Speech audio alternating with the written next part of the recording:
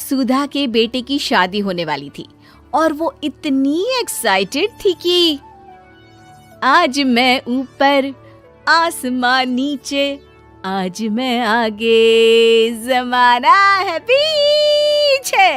अरे हाँ भाग्यवान, तू सबसे आगे ही है। लेकिन हुआ क्या है? सास बनने वाली हूँ मैं। अरे घर में एक नया सदस्य आ जाएगा, कितना अच्छा लगेगा ना। आप और राहुल तो ऑफिस चले जाते थे और मैं पागल की तरह घर में अकेली। अब तो मेरा साथ देने वाली आ रही है इस घर में। बहुत बहुत बहुत खुश हूँ मैं। ओहो ठीक है बेगम, लेकिन अपनी खुशी को लगाम लगा कर रखो। क्या पता कैसी आए, तुम्हारा साथ देने वाली आए या फिर ऐसी आ जाए जो तुम्हारी शक्ल देखना भी पसंद ना करती हो। ऐसा क्यों बोल रहे हैं जी? शुभ नहीं बोल सकते तो अशुभ तो ना बोले। अच्छा जल्दी से तैयार हो जाओ, चांदनी चौक जाना है शादी की शॉपिंग के लिए। हाँ हाँ, थोड़ी सुबह तो हो जाने दो, दुकानें बाजार खुल तो जाए। तुम सच में ना पागल हो गई हो बहू के आने की खुशी में। बेटा माँ की हरकतें देख रहा था। वो सारी बात फोन पर अपनी होने वाली बीवी राशि को बताता है। फिर पता है क्या हुआ? माँ ना सुबह 6 बजे ही पापा को चांदनी चौक जाने को कहने लगी। दूसरी तरफ राशि कहती है, अरे वाह, ये तो बहुत अच्छी बात है ना। सास इतना सोचने वाली मिल रही है, और क्या चाहिए। मैंने भी सोचा है मम्मी जी के साथ बहुत प्यार से रहूंगी, उनका ख्याल रखूंगी और प्यार करूंगी। राहुल भी खुश था। लेकिन बाजार में सुधा जी और उनके पति को एक अजीब सी दुकान दिखती है जिसके बाहर लिखा होता है, हमारे यहाँ सास बनने की ट्रेनिंग दी जाती है। ये देखिए जरा, लग रहा है आजकल के लोगों को कोई काम नहीं है। अरे सास बनने की भी ट्रेनिंग होती है क्या? दुकान के सामने एक पिंजरा था, उसमें एक तोता बंद था। सुधा की बात सुनकर तोता बोल पड़ता है, अरे नादान औरत, अगर सास सही तो पूरा घर सही रहता है, परिवार बंधा रहता है और आने वाली जनरेशन संस्कारी होती है। लेकिन तू क्या समझेगी? जा जा आगे जा। ओए, तोते बड़ा बोल रहा है, क्यों आगे जाऊं? मैं नहीं जा रही। देखा देखा, तेरे जैसी औरत को तो सास बनने की ट्रेनिंग लेनी ही चाहिए। निकाल 1000 रुपये और जान दर, नहीं तो पूरी जिंदगी रोती रहेगी। सुधा को तोते की बात में दम लगता है। ए जी, निकालो ना जरा 1000 रुपए। अरे पागल हो क्या? जानवर की बात में आ रही हो? किस पागल आदमी की सुन रही हो, जिसे ये भी नहीं पता कि तोता जानवर नहीं पक्षी होता है। चलो निकालो 1000 रुपये और अंदर जाकर सास के रूप में जीवन को सफल कर लो। हाँ जी, बात तो ये सही बोल रहा है। कहाँ मैं आपकी बात में आ रही हूँ? मैं तो अंदर जा रही हूँ, 1000 रुपये दीजिए। पति क्या करता, बीवी की आज्ञा सर आंखों पर। लेकिन जैसे ही सुधा अंदर जाती है, सामने कई औरतें पहले से ही बैठी होती हैं। मेरी पहली बहू के वक्त मैंने इतना नहीं सोचा था, और आज वो मेरे सर पर चढ़कर नाचती है। गुरुजी, कोई उपाय बताए। तभी गुरु की नजर सुधा पर पड़ती है और वो आंखें बंद कर लेता है। तू पहले भी मेरी दुकान के सामने से होकर गई थी ना, तब क्यों नहीं आई? औरत जो कि गुरु के साथ मिली हुई थी।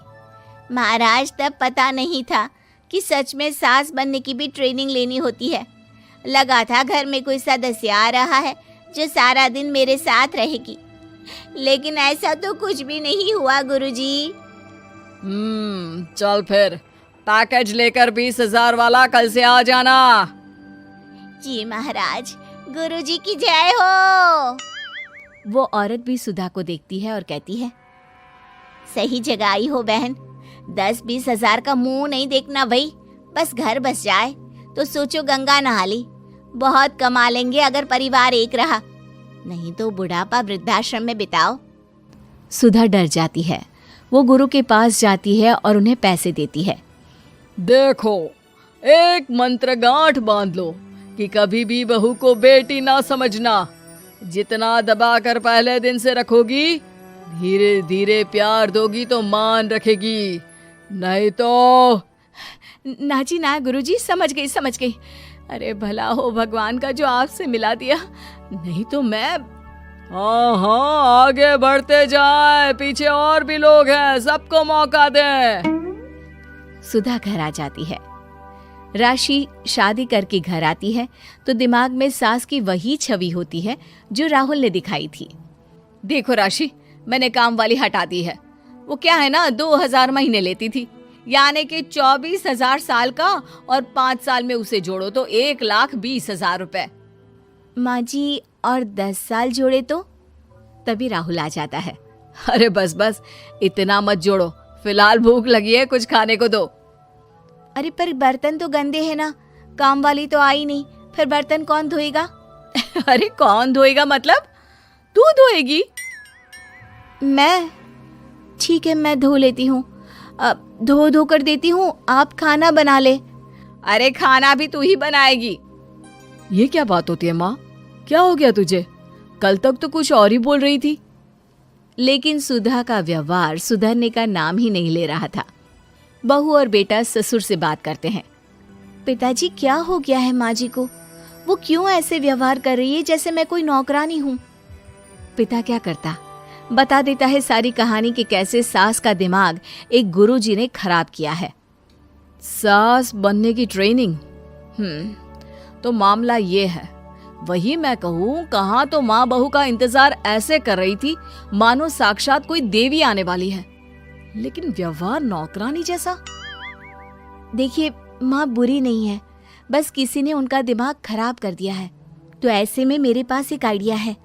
बहू फुसुर फुसुर करके पति और ससुर से बात करती है। अगले दिन बहू सास के सामने कहती है, अच्छा मैं जा रही हूँ, मेरी क्लास है। ये बोलकर बहू निकल जाती है। ये कौन सी क्लास करने जा रही है? पढ़ाई तो खत्म हो गई थी इसकी। अरे माँ, दरअसल वो ये सोचकर आई थी कि तुम माँ जैसी होगी, लेकिन यहाँ तुम तो तुर्रम खां बन गई हो। तो वो किसी बहू बनने की ट्रेनिंग वाली क्लास में गई है। ये बोलकर बेटा बाप की ओर देखता है और आंख मार देता है। हाँ हाँ, वो तो तुम्हारी माँ ने भी सास बनने की ट्रेनिंग ली है बेटा। पहले का जमाना और था भाई, कि भोले मन से रिश्ते शुरू किए जाते थे। अब तो नई लड़की घर आते ही नौकरानी हटा देते हैं।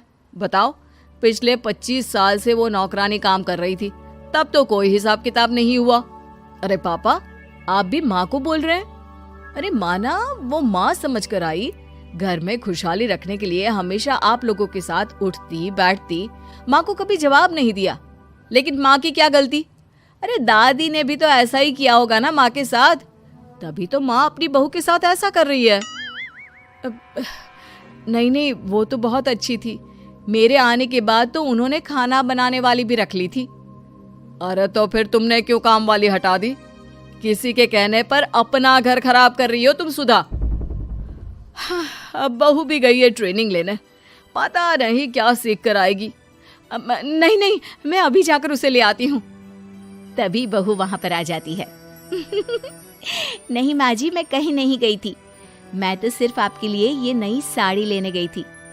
अब तो सब ठीक है ना?